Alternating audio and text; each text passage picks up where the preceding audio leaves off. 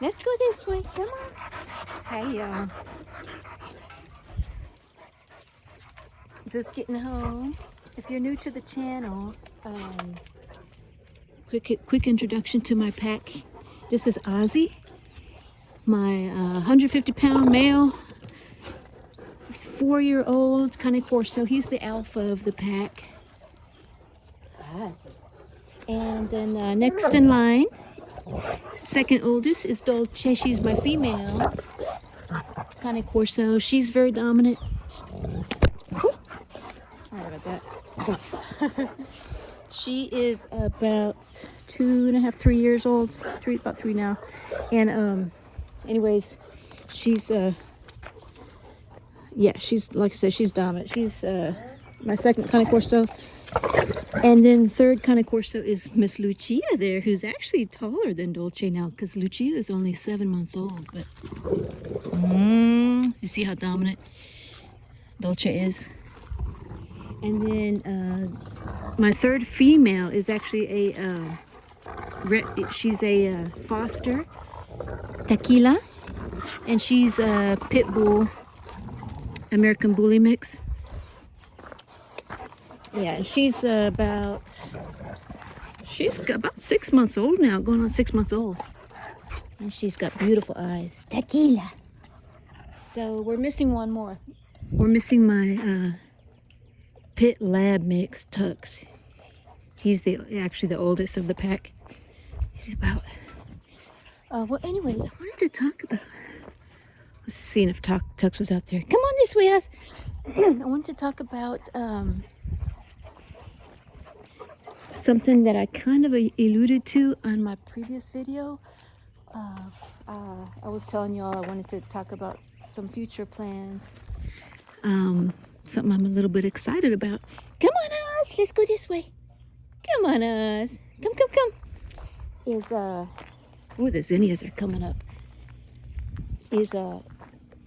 Well, how do y'all travel? If y'all have Cane Corsos, you know it's very difficult to travel with them. Because, well, for so many reasons. They're very big, they're very protective, so, you know, they're most likely going to bark at anyone approaching your car if you go get gas or if you're traveling. I guess the biggest reason is that their size is so prohibitive sometimes, especially if you have more than one, like I do. Even just one Cane Corso, if you can imagine, like Ozzy, you got to have an SUV type vehicle to travel comfortably. And so I've got a Toyota 4Runner, which has a lot of good cargo space in the back. So I'm actually able to fit my whole pack in that car comfortably. We'll see how that progresses, though, because Tequila is very small, so she hardly takes up any room. And Lucia is actually getting so big now that it's starting to get a little crowded. But yeah, so it's also prohibitive sometimes. Like, I can't really go visit family anymore, say on the holidays, Christmas time, Thanksgiving, because they don't want 5 dogs in their house, of course, you know, so it's a big ordeal. I gotta arrange for a sitter or anything like something like that if I wanted to travel on the holidays to go visit family. So that leads me to the topic that I was kind of excited about. Want to share with you some of my kind of tentative plans. Is that I'm thinking about getting a motorhome, Class C. Class C is the one that it's on a van chassis, so it's the motorhome part is kind of attached to like what looks like a van. The front part looks like a van, and then that's also the one that has it looks like the bunk bed kind of comes over. Say if my head was the actual where the windshield is in the driver's area, there's like a bunk bed area that kind of hangs over it a little bit, which is kind of cool. But come on, Dolce. Man, y'all, I'm worried about Tux. I don't know where Tux is. He's usually out here at this time. But anyways, I'll keep looking for him. He might be inside.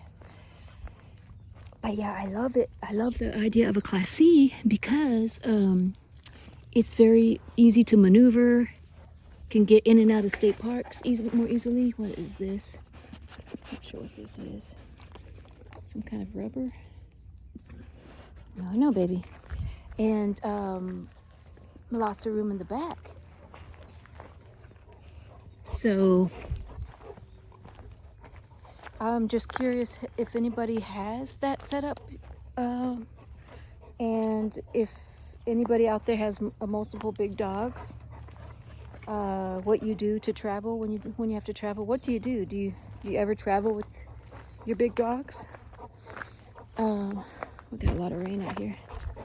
She really wants this thing, whatever it is. I think it's a piece of rubber.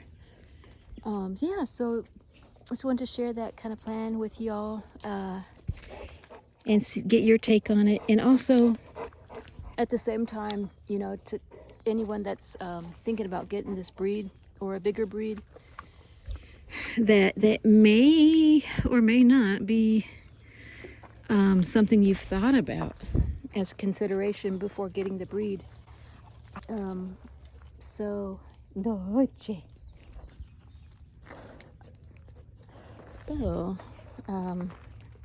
especially with getting more than one, it's very difficult.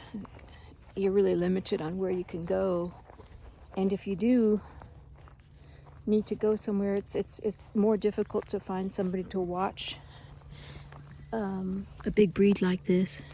It's way more difficult because you got to make sure that the person's not going to. First, you got to make sure that the person that's going to watch your dogs is able to handle the dogs, because they are a liability. So they, you know, it's not like any other dog in finding someone to watch them. So anyway, it's just a little bit about that. I'm getting home kind of late today because I went to work out again, and so I'm getting home late. Look at these beautiful verbena. Oh, gorgeous. Dolce. But yeah, I just want to check in with everybody, tell you that little idea that I had. I've been thinking about this for a while, actually. Dolce. It's been on my mind for a while, you know. So, Dila my Dolce. Isn't she beautiful, y'all? Look at her. I just love the black Cane Corso. She is just gorgeous. So, yeah, it's been on my mind for a while. I just never really took the plunge and actually did it. Here comes Ozzy. Come on, Oz! But more and more I've been thinking about it. I don't know why. Oh! I forgot to mention the most exciting part. So, yeah, tell me if anyone does this or know of anyone that does this. I've been YouTubing a lot of people that, you know, in my research and trying to find out which RV I want to buy and everything. A lot of people are actually renting out their motorhomes, either travel trailers or the drivable ones, the motorhomes. There's a couple sites that are real popular. One is rvshare.com and one is outdoorsy.com. And so it's almost like Airbnb for your motorhome, and they say that it's actually pretty profitable. So not only does it, you know, pretty much pays for the note on the motorhome, the monthly note. All they got to do is rent it out for like one weekend, and it pays for the note. And then also it keeps it out of storage, you know. So it's not just sitting there in storage when you're not using it. It's actually making money for you. And those sites like RV Share and Outdoorsy, they have a insurance policy that would cover any damage. So from what I've heard and seen on the YouTube videos, is that whenever some damage does occur, that the insurance is very good and it covers any damage, and it provides roadside assistance for the person driving it if they need it, and all sorts of things. So anyway, that's pretty much all I wanted to share with y'all, and hope everyone's having a good night. You can see that the sun's going down here. We're about to get a beautiful sunset. Yeah, that was my big idea that I wanted to share. Hope, like I said, hope you're having a good night, and thanks for watching. And we'll talk to y'all in the next one. Come on, Papa. Your baby girl. Lucia. She's eating her salad. Lucia's eating her salad. She's watching her figure. You watching your figure, girl. It's a baby girl. We're gonna get this cherry eye fixed here in a couple days. I got an appointment for her. Anyway, see y'all on the next one.